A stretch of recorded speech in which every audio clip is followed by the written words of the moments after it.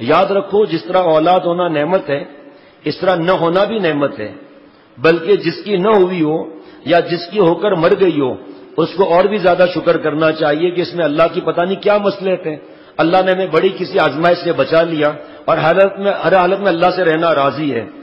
آج کل کی تو اولاد عموماً ایسی ہوتی ہے کہ وہ خدا سے غافل رہنے والی ہوتی ہے، 100 برس پہلے کی بات ہے، اب کیا حالات ہیں۔ بس جس کی نہ ہو وہ شکر کرے کہ اللہ تعالیٰ نے سب فکروں سے آزاد کیا ہے، ان کو چاہیے کہ اطمینان سے اللہ تعالیٰ کو یاد رکھیں۔ بعض لوگوں کے لیے اولاد عذاب جان ہو جاتی ہے، جیسے منافقین کے بارے میں اللہ فرماتے اے محمد صلی اللہ تعالیٰ علیہ وسلم آپ کو ان کے مال اور اولاد اچھے نہ معلوم ہو، اللہ تعالیٰ تو یہ چاہتے ہیں کہ ان مالوں اور اولادوں کی وجہ سے ان کو اس دنیا کی زندگی میں عذاب دیں۔ یہ کفار کی بات ہو رہی ہے، مسلمان نہ سمجھے۔ یہ واقعی بعض وقت اولاد وبال جان بھی ہو جاتی ہے۔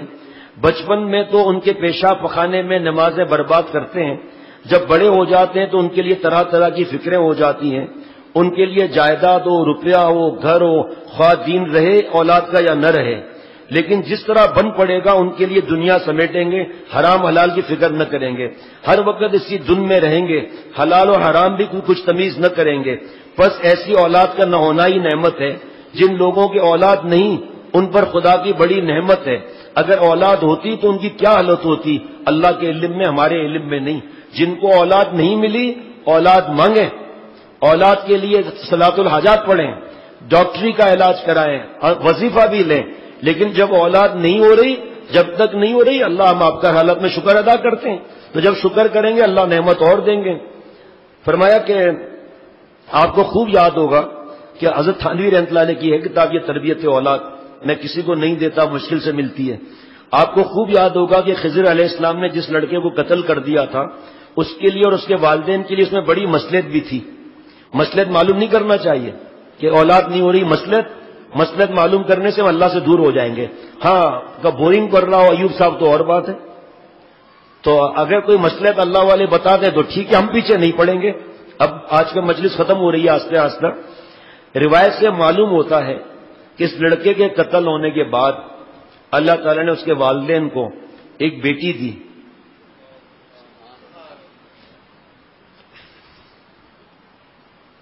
ایک لڑکی دی جن کی اولاد میں انبیاء علیہ السلام پیدا ہوئے۔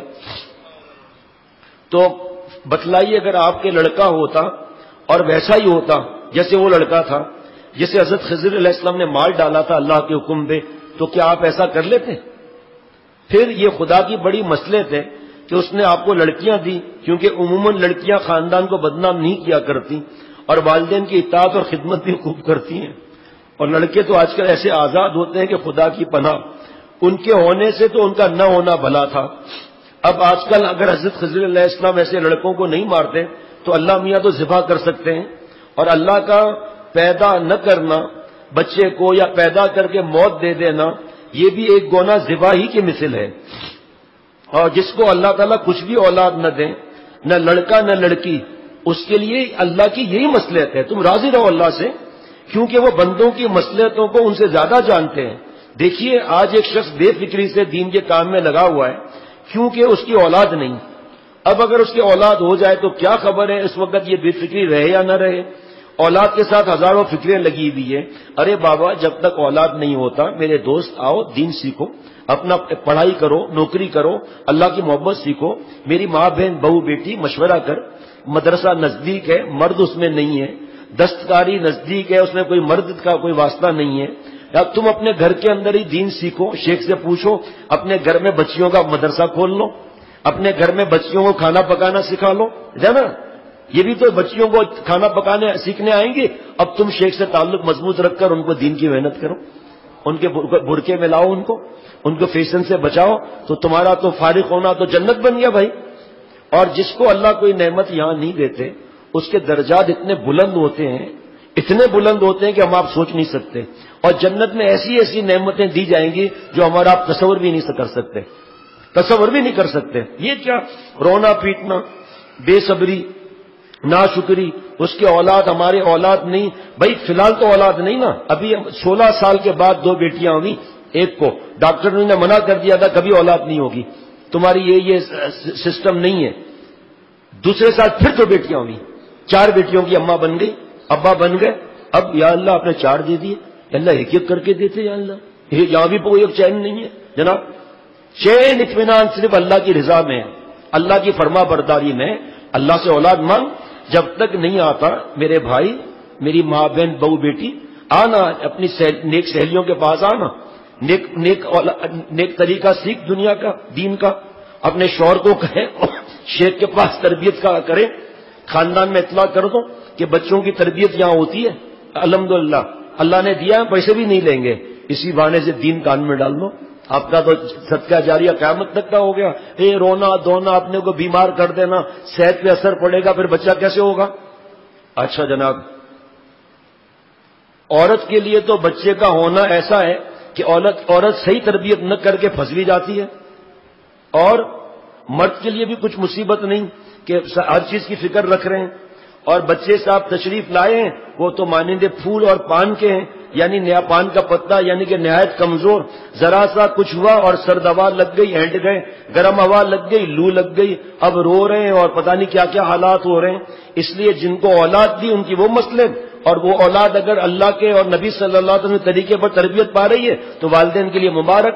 ورنہ والدین دینداری کے باوجود پکڑ کا خطرہ ہے کہ اولاد کی ناجائز باتیں پوری کر رہے ہیں، اولاد کو برقع نہیں پہنا رہے، بیٹیوں کو باریک لباس دیا ہوا ہے، فیشن سکھا رہی ہیں. کیا ہے؟ دیندار ہیں. پینٹ پہنا رہی ہیں، چڈیاں پہنا رہی ہیں، کیا ہے؟ دیندار ہیں. کیسی دینداری ہے یہ؟ پھر سارا لکھا ہے کہ بچوں کی بیماریاں اور سب، یہ دین کا کام بھی کرنا چاہتے ہیں تو نہیں کر سکتے، لیکن اللہ ان کو اس راستے سے ملے گا. بچے کے ناز اٹھائے، ان کے بیماری کا خیال کیا، سب فکر کی. ہمارے استاد مولانا سید احمد صاحب دہلوی کے ماموں مولانا سید محبوب علی صاحب جعفری کے کوئی اولاد نہیں ہوتی تھی. ایک دن وہ غمگین بیٹھے ہوئے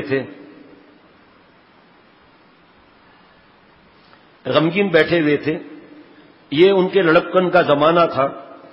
میرے استاد نے پوچھا کہ آپ غمگین کیوں ہیں؟ کیا؟ کہا مجھے اس کا رنج ہے کہ بڑھاپا آ گیا اور میرے اب تک اولاد نہیں ہوئی. استاد رحمت اللہ نے فرمایا سبحان اللہ، یہ خوشی کی بات ہے یا غم کی؟ کاش یہ سمجھ میں آ جائے. انہوں نے کہا کہ یہ خوشی کی بات کیسے ہے؟ فرمایا یہ تو بڑی خوشی کی بات ہے کہ آپ کا خاندان میں آپ ہی اصل مقصود ہوئے اور آپ کی تمام آبا و اجداد مقصود یعنی ذریعہ ہیں، بخلاف اولاد والوں کے کہ وہ خود مقصود نہیں ہے بلکہ ان کو تو غم کے واسطے پیدا کیا گیا ہے. دیکھیے گیہوں کے 2 قسم ہوتے ہیں، ایک وہ جن کو کھانے کے لیے رکھا جاتا ہے، دوسرے وہ جو بیج کے لیے رکھے جاتے ہیں. تو ان دونوں میں مقصود وہ ہے جو کھانے کے لیے رکھا جاتا ہے. کھیت بونے سے مقصود یہی گیہوں تھے، اور جس کو بیج کے واسطے رکھتے ہیں وہ مقصود نہیں بلکہ واسطہ ہے مقصود کے.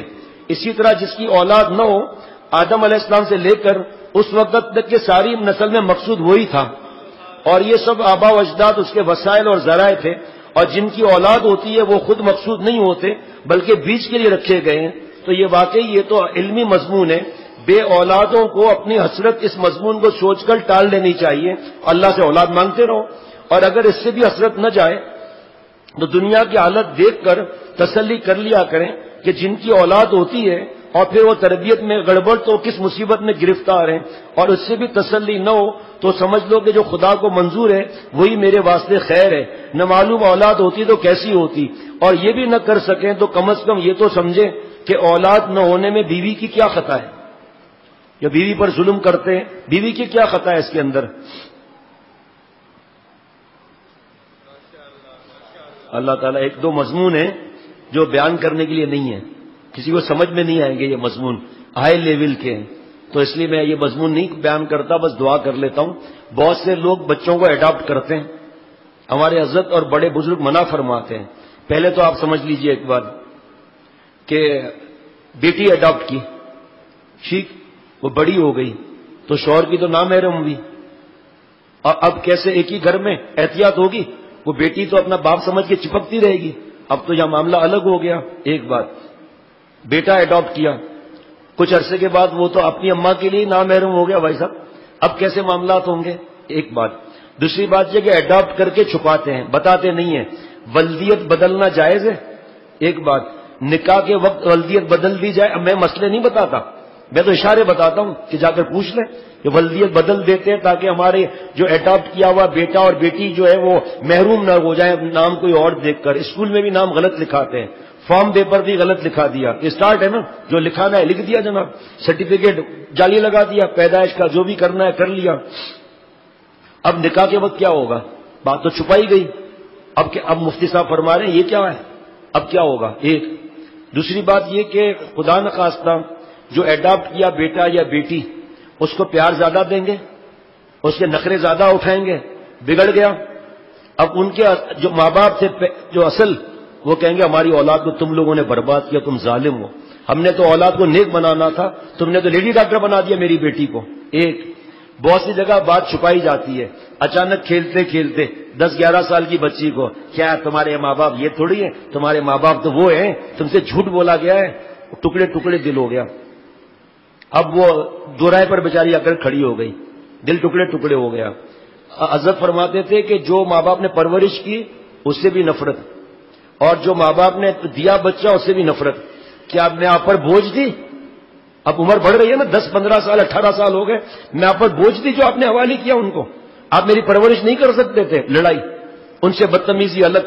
کیا ضرورت تھی آپ کو مجھے اڈاپٹ کرنے کی؟ آپ نے مجھے ماں باپ کی محبت سے محروم کیا, ماں کے دودھ سے مجھے آپ نے محروم کیا.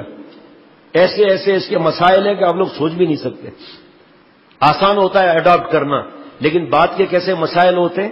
اب ماں کی خدا نخواستہ کوئی اولاد اس کا انتقال کر گیا, اب وہ حسرت بھری نظروں سے دیکھ رہے ہیں, بیٹی کو بیٹی نہیں بول سکتا, بیٹے کو بیٹا نہیں بول سکتا. اب غیبتیں شروع ہو گئیں, اب اشارے دیے جا رہے ہیں واپس کریں, اب مشکل کھڑی ہو گئی. بھائی جو اللہ تعالیٰ دے رہے ہیں, جو زندگی گزر رہی ہے, اللہ تعالیٰ سے راضی رہیں. یہ ہو ہی نہیں سکتا کہ جس بچے کو اڈاپٹ کیا جائے اس کی ناجائز باتوں کو نہ مانا جائے, یہ ہو ہی نہیں سکتا. یہ ہو ہی نہیں سکتا کہ اس پہ ہاتھ اٹھائے ماں باپ. کیوں؟ ان کو پتا چلے گا, وہ تو ناراض ہو جائیں گے کہ ہمارے بچے پر ہاتھ کیسے اٹھایا آپ نے.